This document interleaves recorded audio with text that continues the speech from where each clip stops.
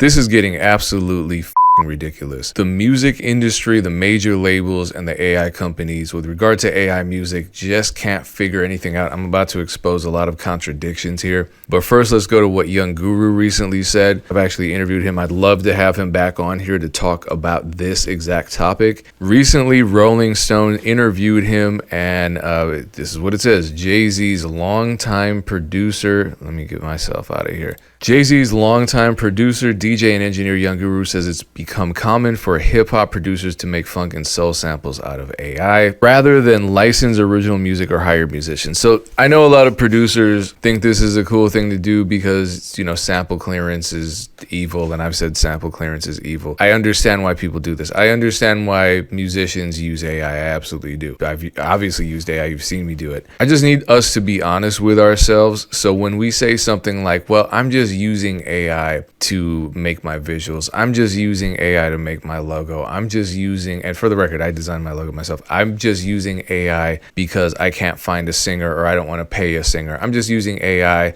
so I don't have to clear a sample. Unless you're using these licensed AI platforms where they're only training on materials with consent from musicians and artists who have licensed their voices and licensed their material and have likely been paid for it, you're replacing other humans the same way a rapper can say, you know what, I only use AI because I can't afford producers, or I only use AI because producers are so trash and I hate working with producers and buying beats from them. It's the same concept. So let's just be honest. We know what it's doing. We know what these companies are doing. Every time we use it, regardless of whether it's me, whether it's you, whether it's any of the people Young Guru is talking about, we are replacing fellow human musicians the same way we would hate to be treated. So let's get back to what Young Guru was saying. He guesses that more than half of sample-based hip-hop is being made this way now with AI. He still pays for samples or hires musicians to interpolate them, but producers who don't have the budgets or inclination now have a shortcut. They're getting really good at prompting right now. Whereas before it was just give me soulful 1960s whatever, now it's give me 1960s music as if it was recorded in Motown and this person wrote it.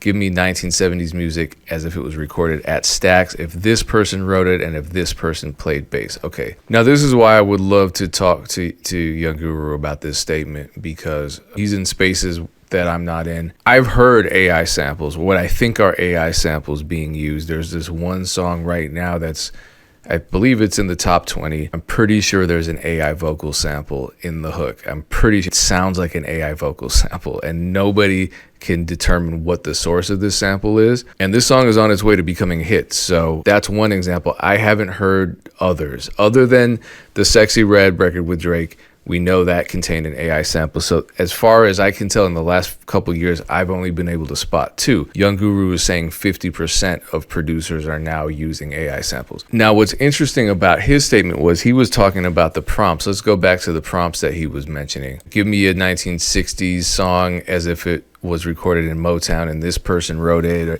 you know, so if you type in, give me a 1960s song, or the sound of the 1960s or 70s, if it were recorded at Motown or were recorded at this label and it was written by Dozier and Holland, or, you know, whatever, that's copyright infringement. That technically goes against Suno and Udio's terms of service. You can't write in an artist name as a reference for something that's being created. They say you can't. I think that there are ways to get around that, but that's blatant copyright infringement. Now, here's another interesting stat, and this is what I'm talking about. I'm going to expose some inconsistencies here. Universal Music Group shared results from a survey of 28,000 music listeners across 13 countries.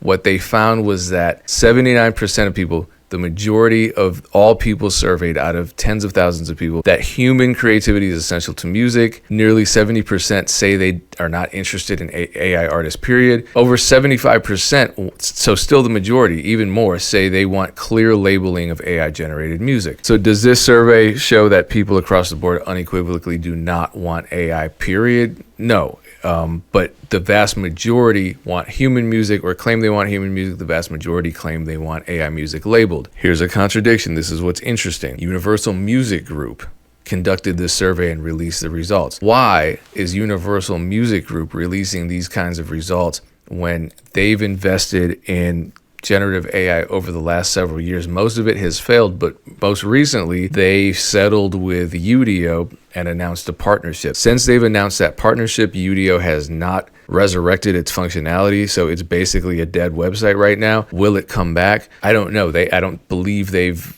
announced any sort of launch dates. And a lot of people will say, all right, well, people don't even know what AI is, so how do they know that they don't want it? Again, this goes back to consent. This is a major problem with AI lovers. They don't understand or respect consent. And that's why their favorite AI platforms, the ones they love defending, are in so much trouble for training using data without the consent of its authors. So if people want AI music labeled, they want it labeled because they want to know that they are supporting human artists rather than AI generated music. For the same reason that people want cruelty-free labels on products, they want to make sure that the shampoo they use was not tested on animals. They don't want to think that 1,000 rabbits were killed just so that they could get shiny hair. It's not about the product, it's about the morality of the individual making that purchasing decision. That's another thing a lot of AI bros don't understand and don't give a fuck about. So check this out. If a lot of producers are sneakily using AI samples,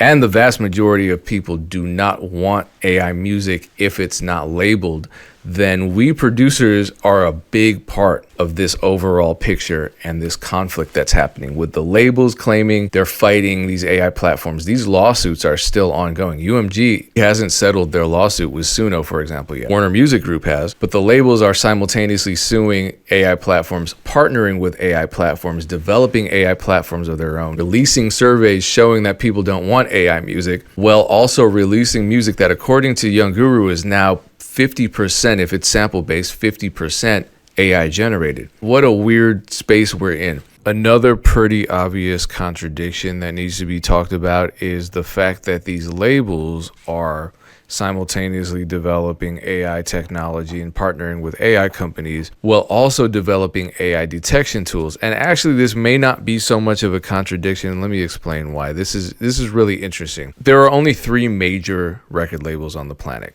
Warner Music Group, Universal Music Group, the biggest, and Sony. There used to be more.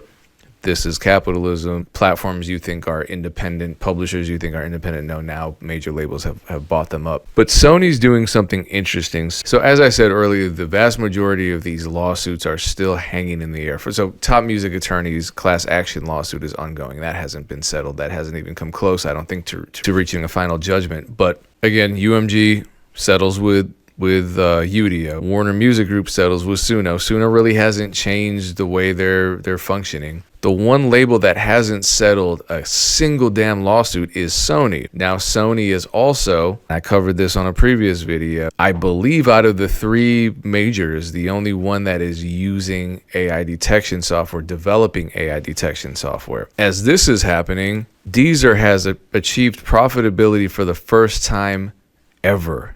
And they've reported a net income, of 8.5 million euros, so damn near $10 million. And this is a big deal to go from losing 26 million euros in 2024 to gaining 8.5 million in 2025. And the crazy thing is, it's not even from music. Deezer is selling their own proprietary AI detection technology. And Deezer is confirming that they have demonetized up to 85% of AI music streams. And they're saying it's due to fraud. I think a lot of AI music goes hand in hand with fraud. I mean, a lot of it is just so terrible and no one's listening to it. But I think, part of this mentality is that if you're a tech bro and you're just prompting and you're getting music out, you have no real personal connection to it. It's just the vast majority of people doing this just want the speed and ease. Cool. Run up some numbers, run up some bots, find a way to cheat the system, because you already cheated all these musicians. You cheated the process of making music. Why wouldn't you cheat the system of profiting from music? Which personally, like I said before, with the Mike Smith thing, the guy that's facing 5 years in prison and has to pay back $8 million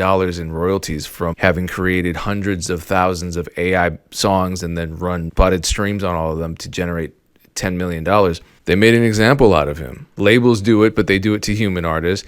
he found a loophole and he did it on AI music. I think that he's an extreme example, but I think a lot of people are probably flying under the radar and making thousands of dollars rather than millions of dollars off of running stream farms on AI generated music. Let's be real. Artists will upload 1,000 songs and get 3 streams each for the rest of their lives because they are so connected to the music they've created, the process of making music. Whereas if you just hit a prompt and some stuff comes out, who cares? Run the bots, make some money. I mean, right now, search YouTube. There are so many financial channels talking about money-making hacks with AI content. Just run these prompts, create a lo-fi streaming channel, monetize it, make money, or which I don't believe is necessarily illegal. It might be against YouTube's terms, so you could get demonetized, you could lose your channel. But all I'm saying is the financial bros and the AI bros are like this right now. AI music, AI in general, is enabling fraud. Like that woman.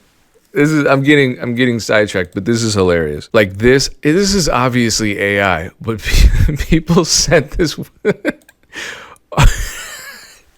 They sent this woman, this fake AI woman, Foster. They sent her all this money.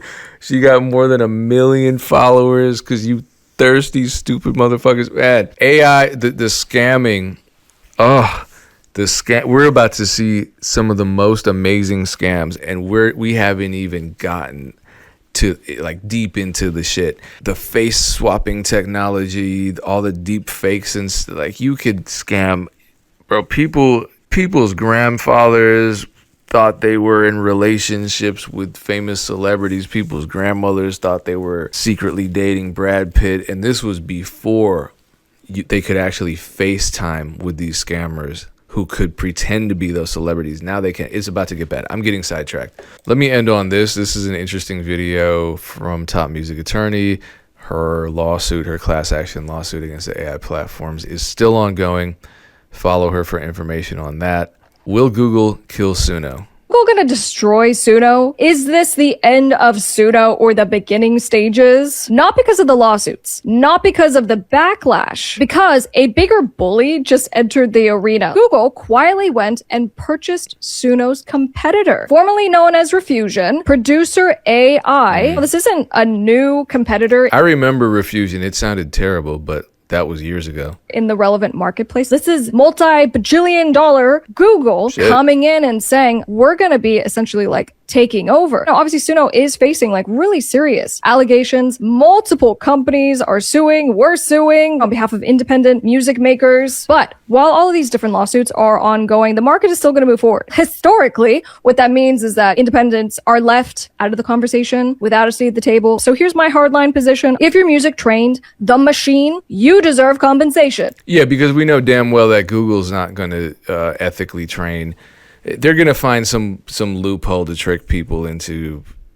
Who knows? Google has already tricked people into, with their whole CAPTCHA system, into training their AI's image recognition. That really happened. There were many. I'm not just talking out of my ass. There were many articles about this. See how their reCAPTCHA turned internet users into unpaid AI trainers. It's crazy what they're going to do. So no, I don't trust them to train ethically. But things are going to get interesting. Things are going to be interesting moving forward. Much success to all of you. Maybe you all find the freedom to make music and live well and have peace in our lives and be fairly treated. That's all I want. Much success to you. Peace.